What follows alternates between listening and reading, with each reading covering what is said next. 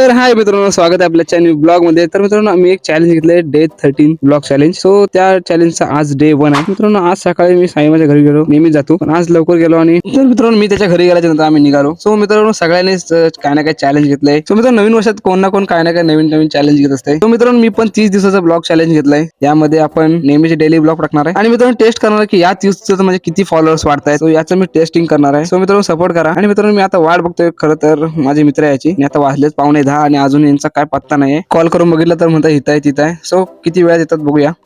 Finally guys, अर्ध्या तास वाट बघितल्यानंतर हे सगळे आले. आता दोघं झालेत, अजून दोघं जण यायचे. त्यांची वाट बघायपर्यंत आम्ही तो वडापाव खायलो.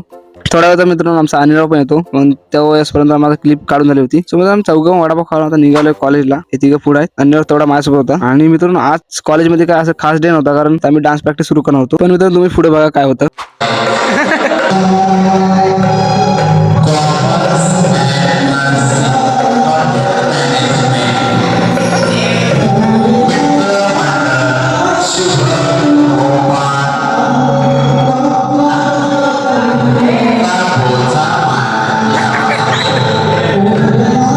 खरं तर मित्रांनो, आम्ही डान्स प्रॅक्टिस करत होतो, पण काय करणार, आमचा वरद भाऊला काय ना काय 40 दिवसात तर करत राहतो. त्यानंतर मित्रांनो, कॉलेज सुटल्यावर मी आलो गॅरेजला आणि इथं साई मामा आणि चेतन दोघं पण होते. तर बघितलं काय करतात दोघं. तर मित्रांनो, आता मजा बघा.